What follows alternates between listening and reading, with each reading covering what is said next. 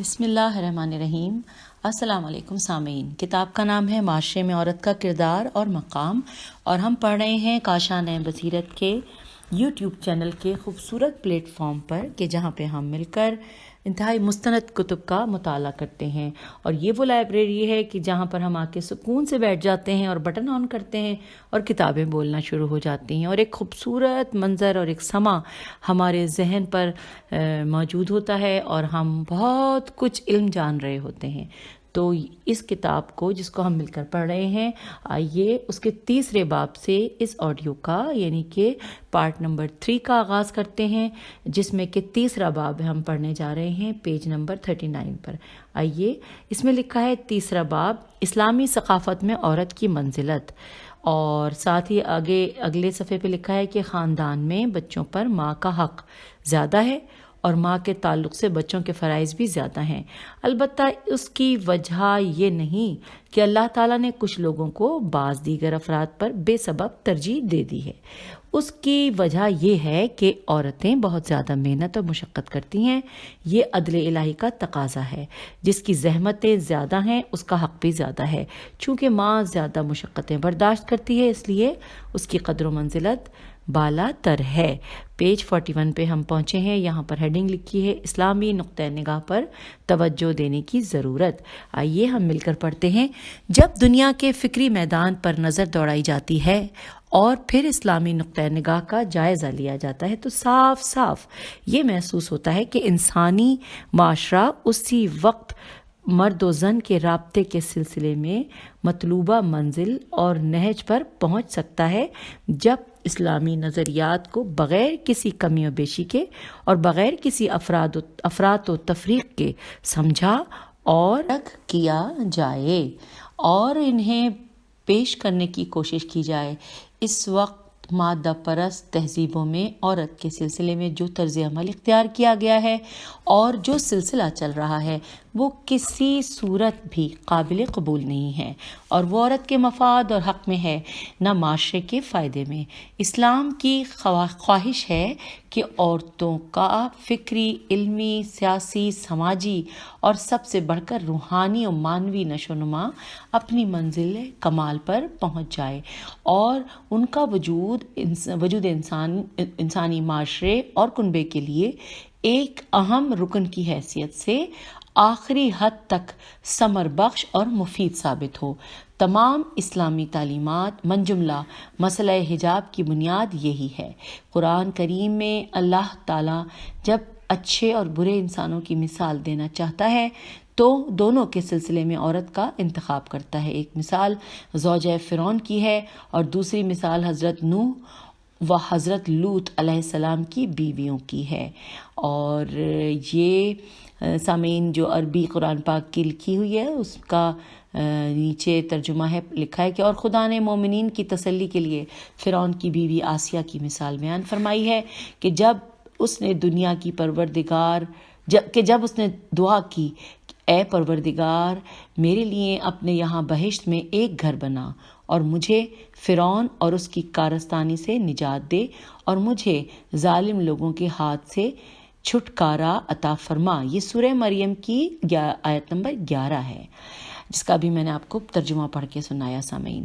اچھا، اب آگے لکھا ہے کہ اس کے مقابلے میں برے نگوں بخت، منحرف اور غلط سمت میں بڑھنے والے انسان کی مثال کے طور پر حضرت نوح اور حضرت لوط کی ازواج کو پیش کرتا ہے۔ یہاں سوال یہ اٹھتا ہے کہ مرد بھی موجود تھے، ایک مثال مرد کی دے دی ہوتی اور ایک مثال عورت کی دی ہوتی، لیکن نہیں، پورے قرآن میں جب بھی ارشاد ہوتا ہے کہ وَضَرَبَ اللَّهُ مَثَلًا لِلَّذِينَ آمَنُوا یا ضرب اللہ مثلا للذین کفروا، تو دونوں کی مثال عورتوں کے ذریعے پیش کی جاتی ہے۔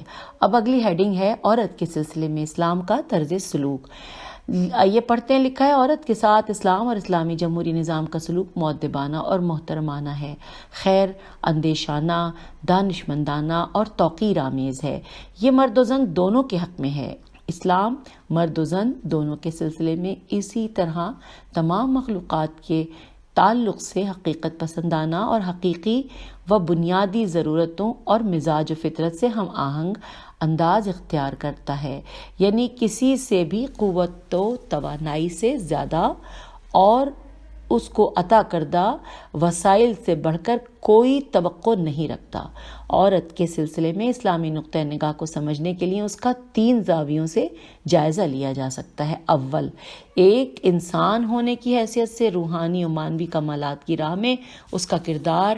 اس زاویے سے مرد اور عورت میں کوئی فرق نہیں ہے۔ تاریخ میں جس طرح بہت سے باعظمت مرد گزرے ہیں، بہت سی عظیم اور نمایاں کردار کی حامل خواتین بھی گزری ہیں۔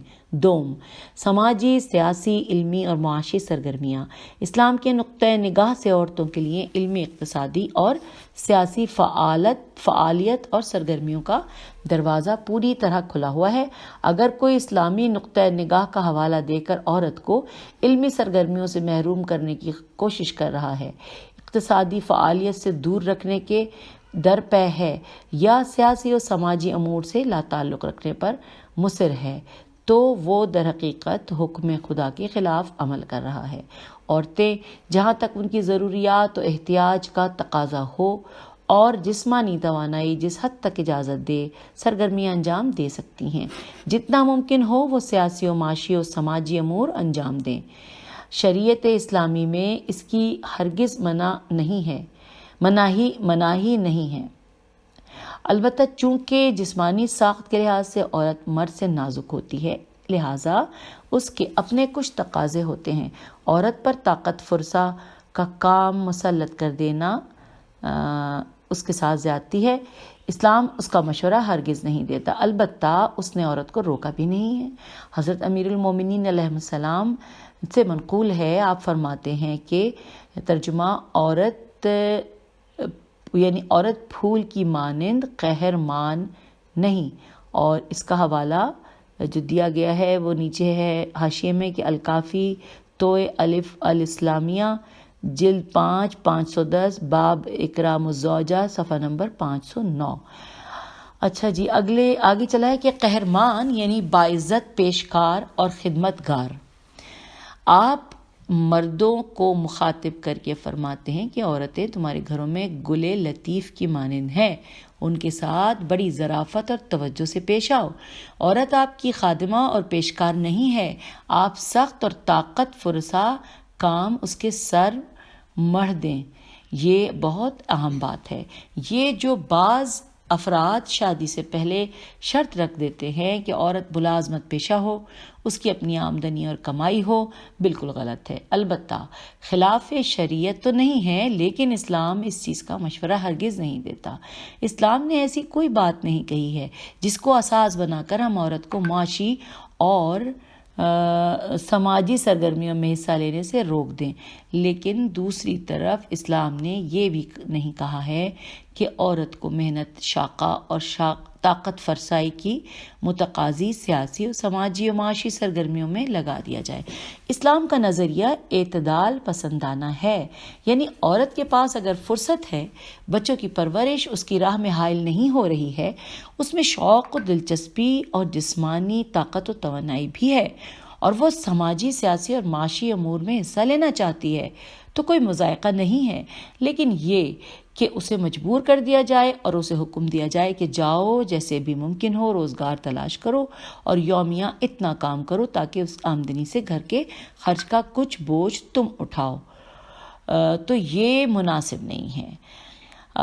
اسلام نے عورت کو ہرگز اس کا حکم نہیں دیا ہے، اسے عورت کے ساتھ ایک طرح کی زیادتی قرار دیتا ہے۔ میں خاندانوں سے سفارش کروں گا کہ وہ اپنی لڑکیوں کو اعلیٰ تعلیم حاصل کرنے کا موقع ضرور دیں۔ یہ نہ ہو کہ کوئی ماں باپ دینداری کے جذبے کے نام پر اپنی لڑکی کو اعلیٰ تعلیم حاصل کرنے سے روک دیں۔ نہیں، دین نے ہرگز یہ بات نہیں کہی ہے۔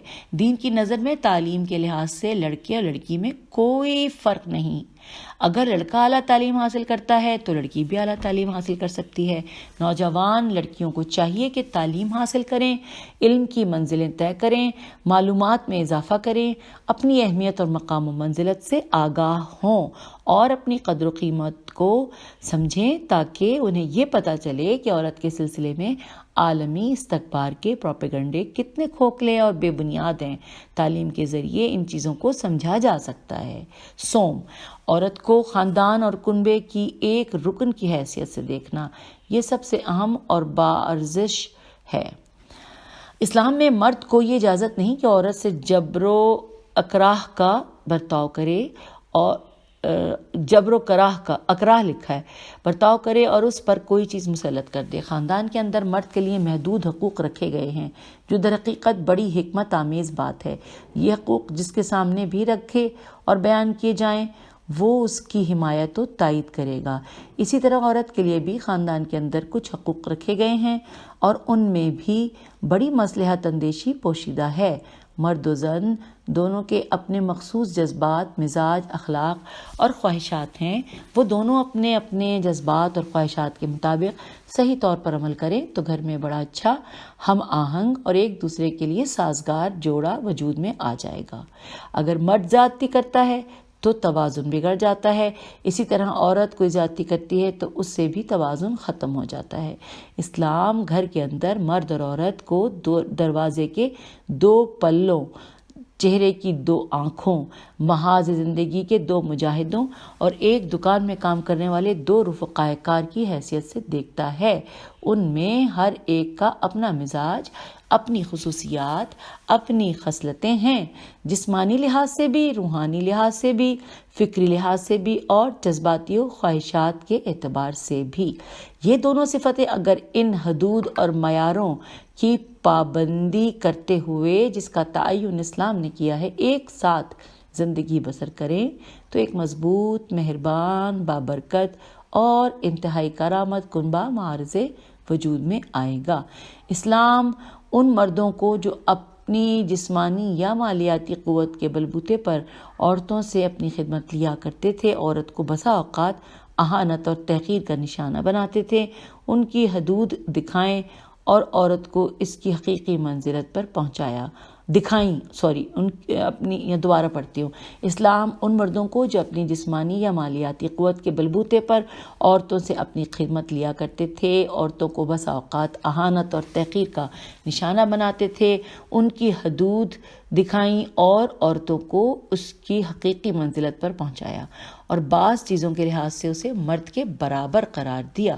اور اب سورہ احزاب کی آیت نمبر 35 کا ترجمہ کتاب میں لکھا ہوا ہے، میں پڑھتی ہوں، اور لکھا ہے کہ مسلمان مرد اور مسلمان عورتیں اور ایماندار مرد اور ایماندار عورتیں اور فرما بردار مرد اور فرما بردار عورتیں اور استباز مرد اور راست باز مرد اور راست باز عورتیں اور صبر کرنے والے مرد اور صبر کرنے والی عورتیں اور فزوتنی کرنے والے مرد اور فزوتنی کرنے والی عورتیں اور خیرات کرنے والے مرد اور خیرات کرنے والی عورتیں اور روزہ دار مرد اور روزہ دار عورتیں اور اپنی شرمگاہوں کی حفاظت کرنے والے مرد اور حفاظت کرنے والی عورتیں اور خدا کی بکثرت یاد کرنے والے مرد اور خدا کی ہی لکھا ہے والے مرد اور یاد کرنے والی عورتیں، بے شک ان سب لوگوں کے واسطے خدا نے مغفرت اور بڑا ثواب مہیا رکھا ہے۔ تو معلوم ہوا کہ اسلام میں یہ تمام معنوی اور روحانی مقامات اور اعلیٰ انسانی درجات مرد اور عورت کے درمیان مساوی طور پر تقسیم کیے گئے ہیں۔ اس لحاظ سے عورتیں بھی مردوں کے برابر ہیں۔ جو بھی اللہ کے لیے کام کرے گا، من ذکر و احسنی، خواہ وہ مرد ہو کہ عورت۔ اور یہاں پر اب اس کتاب میں اس صفحے پر سورہ نحل کی آیت نمبر 97 بیان کی گئی ہے، جس کا ترجمہ پڑھتی ہوں کہ مرد ہو یا عورت، جو شخص نیک کام کرے گا اور وہ ایماندار بھی ہو، ہم اسے دنیا میں بھی پاک و پاکیزہ زندگی بسر کرائیں گے اور آخرت میں بھی جو کچھ وہ کرتے تھے اس کا اچھے سے اچھا اجر و ثواب عطا فرمائیں گے۔ یہاں پہ ترجمہ ختم ہوا۔ آگے لکھا ہے، اسلام نے بعض مقامات پر عورتوں کو مردوں پر ترجیح تک دی ہے۔ مثال کے طور پر ایک مرد اور ایک عورت کسی بچے کے ماں باپ ہیں اور یہ بچہ دونوں کا ہے، لیکن اولاد کے لیے ماں کی خدمت کرنا زیادہ لازمی قرار دیا گیا ہے۔ اولاد کی گردن پر ماں کا حق زیادہ ہے اور ماں کے تعلق سے اولاد کے فرائض زیادہ سنگین ہیں۔ پیغمبر اسلام صلی اللہ علیہ وآلہ وسلم نے اس سوال کے جواب میں کہ من ابر کہ میں کس کے ساتھ بھلائی اور نیکی کروں، فرمایا ہے کہ کا یعنی کہ اپنی ماں کے ساتھ۔ ہم سامعین پیج 48 پر ہیں۔ آپ نے دوبارہ اس کی تکرار کی اور تیسری بار بھی یہی جملہ دہرایا۔ جب پوچھنے والے نے چوتھی دفعہ یہی سوال کیا، تب آپ نے فرمایا ابا کا یعنی اپنے باپ کے ساتھ۔ بنا بری خاندان میں بچوں پر ماں کا حق زیادہ ہے اور ماں کے تعلق سے بچوں کے فرائض بھی زیادہ ہیں۔ البتہ اس کی وجہ یہ نہیں کہ اللہ تعالیٰ نے کچھ لوگوں کو بعض دیگر افراد پر بے سبب ترجیح دے دی ہے۔ اس کی وجہ یہ ہے کہ عورتیں بہت زیادہ محنت و مشقت کرتی ہیں۔ یہ عدل الہی کا تقاضا ہے، جس کی زحمتیں زیادہ ہیں اس کا حق بھی زیادہ ہے۔ چونکہ ماں زیادہ مشقتیں برداشت کرتی ہے، اس لیے اس کی قدر و منزلت بھی بالاتر ہے۔ یہ سب عدل و انصاف کا تقاضا ہے۔ مالیاتی امور میں، کنبے کے حق کے سلسلے میں، خاندان کی سرپرستی کے سلسلے میں اور گھر کے امور کو چلانے کے تعلق سے اسلام کی روش بڑی متوازن روش ہے۔ ان امور میں بھی اسلامی قانون نے ایسا بندوبست کیا ہے کہ مرد یا عورت کسی پر بھی ذرہ برابر ظلم و زیادتی نہ ہو۔ اس نے مردوں کے حقوق بھی معین کر دیے ہیں اور عورتوں کے حقوق بھی نشاندہی کر دیے ہیں۔ ایک چیز مرد کے پلڑے میں ڈال دی ہے تو دوسری چیز عورت کے پلڑے میں رکھ دی ہے۔ جو لوگ صاحب نظر ہیں اگر وہ غور کرتے ہیں تو ان حقائق کو باقاعدہ محسوس بھی کرتے ہیں، اور انہوں نے کتابوں میں یہ چیزیں لکھی بھی ہیں۔ اسلام کی نظر میں جنس یعنی مرد یا عورت ہونا موضوع بحث نہیں، بلکہ ارتقاء انسانی پر گفتگو کی گئی ہے۔ اخلاق انسانی کو موضوع گفتگو بنایا گیا ہے۔ صلاحیتوں کو نکھارنے کی بات کی گئی ہے۔ ان فرائض کی بات کی گئی ہے جن کا تعلق کسی بھی جنس سے ہو سکتا ہے، البتہ اس کے مزاج سے آشنائی ضروری ہے۔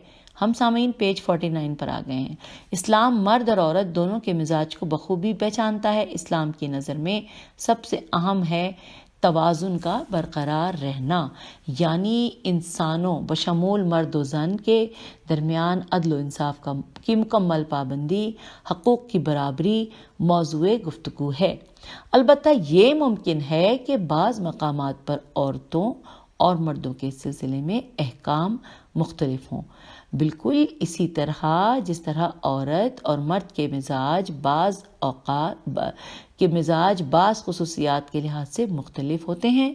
اسلامی تعلیمات میں مرد اور عورت سے متعلق زیادہ سے زیادہ حقائق، فطری خصائص اور طینت اور نفسیات کو دیکھا جا سکتا ہے۔ اگلی ہیڈنگ ہے سامعین اسلامی معاشرہ اور عورت۔ آئیے پڑھتے ہیں۔ لکھا ہے اسلامی جمہوریہ ایران میں عورت سے توقع یہ ہوتی ہے کہ وہ عالمہ ہو، سیاسی شعور رکھتی ہو، سماجی سرگرمیاں انجام دے، تمام شعبوں میں سرگرم عمل ہو، گھر میں مالکہ کا رول ادا کرے، شوہر اور بچوں کی نگہداشت اور اولاد کی تربیت کا ذمہ سنبھالے، گھر کے باہر عفت و طہارت و پاک دامنی کا مظہر ہو۔ ایران کے معاشرے میں اسلامی نظام ایسی عورتوں کو دیکھنا چاہتا ہے، یعنی عورت گھر کے اندر بچوں کی پرورش کرنے والی اور شوہر کے لیے سکون و چین کا سامان فراہم کرنے والی اور شوہر کے وجود سے سکون حاصل کرنے والی ہو، گھر کے باہر کی فضا میں اپنی پاک دامنی و عفت کی حفاظت کرتے ہوئے تمام سیاسی، علمی، سماجی اور دیگر شعبوں میں موجود رہے۔ اگر یہ ہدف پورا کرنا ہے تو اس کی اولین شرط حجاب ہے۔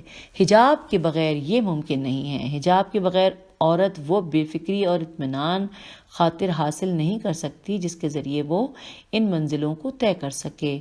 اسلامی معاشرے میں اور مسلمانوں کی زندگی کے اصلی بہاؤ میں عورت کی خاص حرمت وقار ہے اور اس کا مظہر حجاب ہے۔ جو خاتون حجاب میں ملبوس رہتی ہے اس کا احترام کیا جاتا ہے۔ قدیم زمانے میں بھی وہ عورتیں زیادہ معزز اور قابل احترام ہوتی تھیں جو باحجاب رہتی تھیں۔ حجاب وقار کی علامت ہے۔ حجاب پہننے والی خواتین کا خاص احترام کیا جاتا ہے۔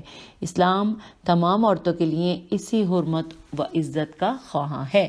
سامعین، اگلی ہیڈنگ ہے اسلامی حدود۔ پڑھتے ہیں، لکھا ہے سماجی سرگرمیوں کے سلسلے میں اسلام نے کچھ حدود معین کی ہیں جن کا تعلق عورت یا اس کی سرگرمیوں کی اجازت سے نہیں بلکہ یہ مرد اور عورت کے اختلاط سے مربوط ہے۔ اسلام اس سلسلے میں بہت محتاط ہے۔ اسلام کا کہنا ہے کہ ہر جگہ اور ہر مقام پر، سڑک پر، ادارے کے اندر، دکان کے اندر، مرد اور عورت کے مابین ایک حد بندی ہونی چاہیے۔ مسلمان مرد اور عورت کے بیچ حجاب اور ایک معینہ حد بندی رکھی گئی ہے۔ عورت اور مرد کا ملنا جلنا مردوں کی آپسی اختلاط اور عورتوں کے باہمی اختلاط کی مانند ہے۔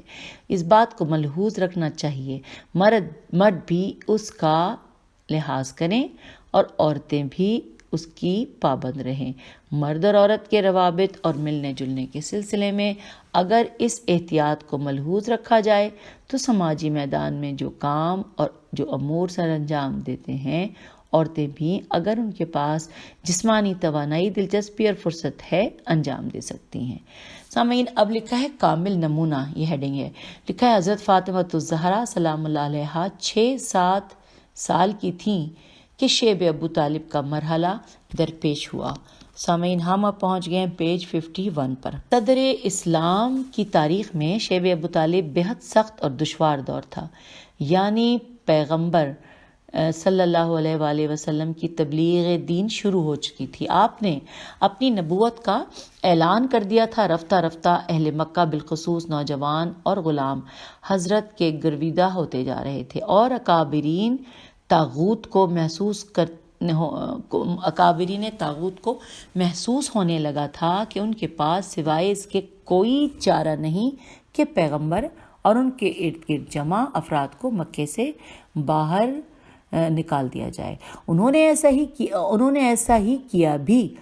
ان میں سے بہتوں کو، جن میں درجنوں خاندان شامل تھے، خود پیغمبر اسلام صلی اللہ علیہ وآلہ وسلم اور آپ کے قریبی رشتہ دار، خود حضرت ابو طالب علیہ السلام، جبکہ حضرت ابو طالب علیہ السلام کا شمار بزرگوں میں کیا جاتا تھا، بچے اور بوڑھے شامل تھے، سب کو مکے سے باہر نکال دیا۔ حضرت ابو طالب علیہ السلام کے پاس ایک چھوٹا پہاڑی درہ تھا۔ کہہ دیا گیا کہ آپ لوگ وہیں چلے جائیں۔ مکے میں دن میں تو دھوپ کی شکل میں آگ برستی تھی، لیکن رات کو کڑاکے کی سردی پڑتی تھی، یعنی موسم ناقابل برداشت تھا۔ ان لوگوں نے اس بیابان میں 3 سال کاٹ دیے، کتنی سختیاں برداشت کیں اور بھوک کی شدت جھیلی۔ پیغمبر اسلام صلی اللہ علیہ وآلہ وسلم کی زندگی کا ایک انتہائی سخت دور یہی تھا۔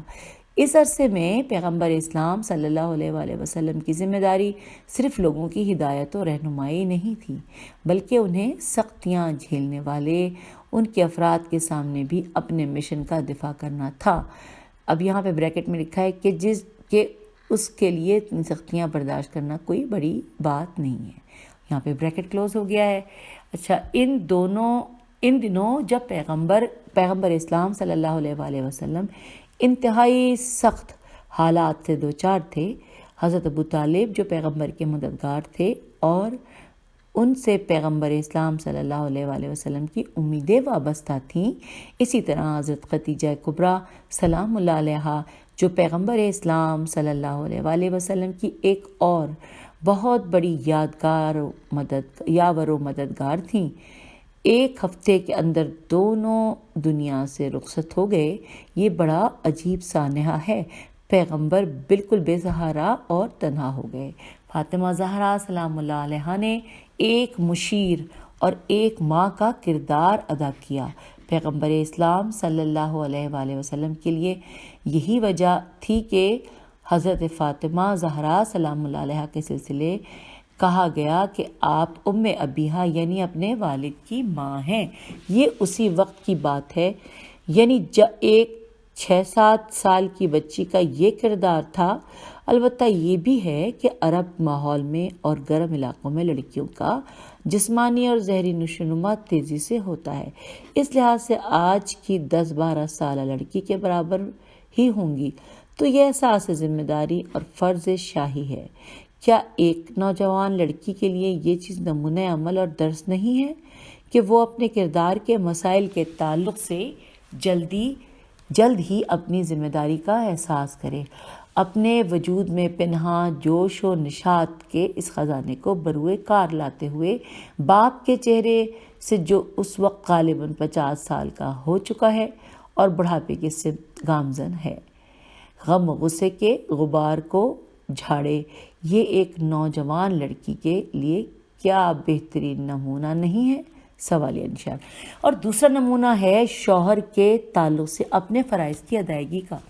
بعض اوقات لوگ یہ سمجھنے لگتے ہیں کہ شوہر کے حقوق ادا کرنے کا مطلب یہ ہے کہ عورت باورچی خانہ سنبھالے، کھانا پکائے، کمرے کی صفائی ستھرائی کرے، بستر بچھائے اور گاؤ تکیہ لگائے کہ شوہر نامدار دفتر یا مکان سے آ رہے ہوں گے۔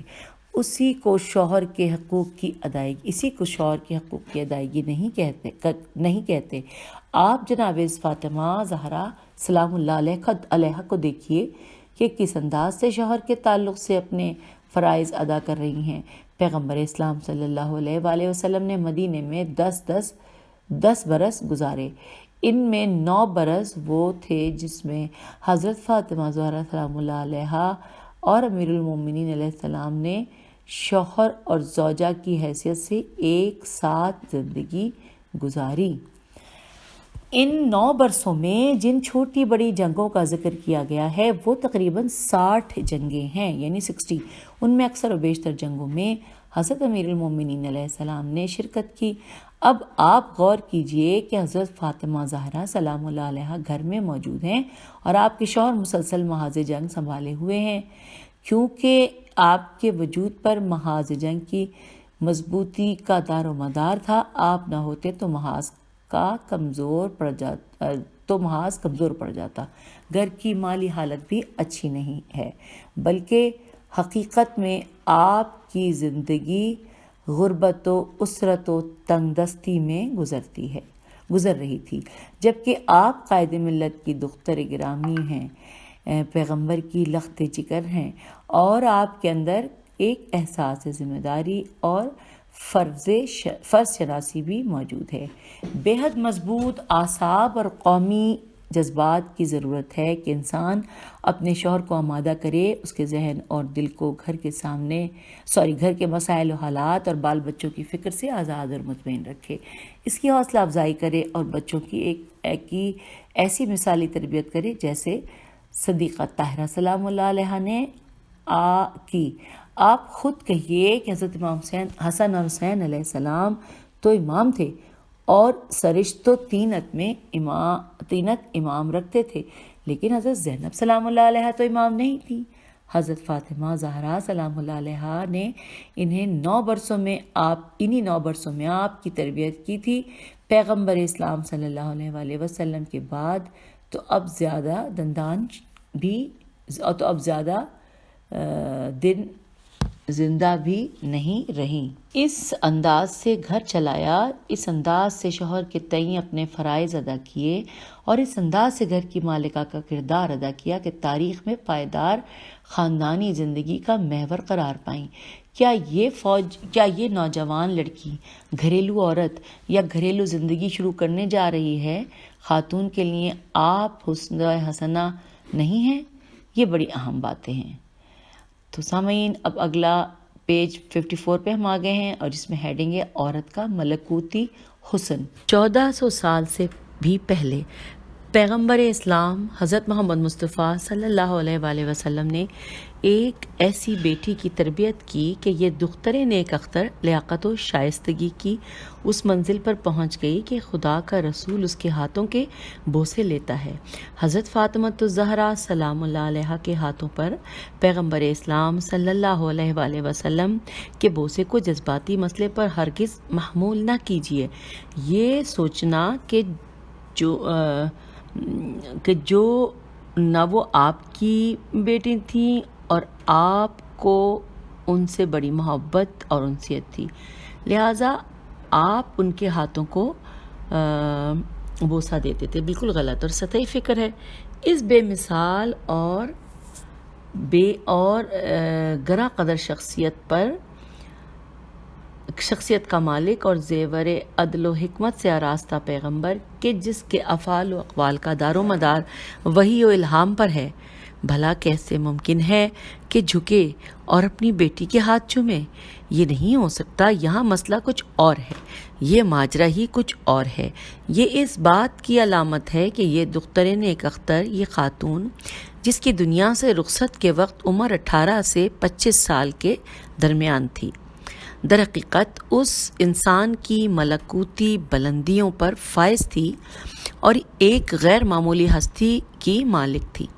یہ ہے عورت کے سلسلے میں اسلام کا نقطہ نگاہ۔ یوں پیج نمبر 54 کے ان 2 پیراگراف کو پڑھ کر ہم یہاں پہ آج کی آڈیو کا اختتام کرتے ہیں، اور ساتھ ساتھ یہ بھی بتاتی چلوں کہ ابھی ہم اس کتاب کے 3 باب کو پڑھ رہے ہیں، 4 باب تک پہنچے نہیں ہیں، بس کچھ ہی 2-3 صفحات پڑھ کر ہم 4 باب کا آغاز کریں گے۔ تو آج کی آڈیو سے میں آپ سے اجازت، خدا حافظ، فی امان اللہ۔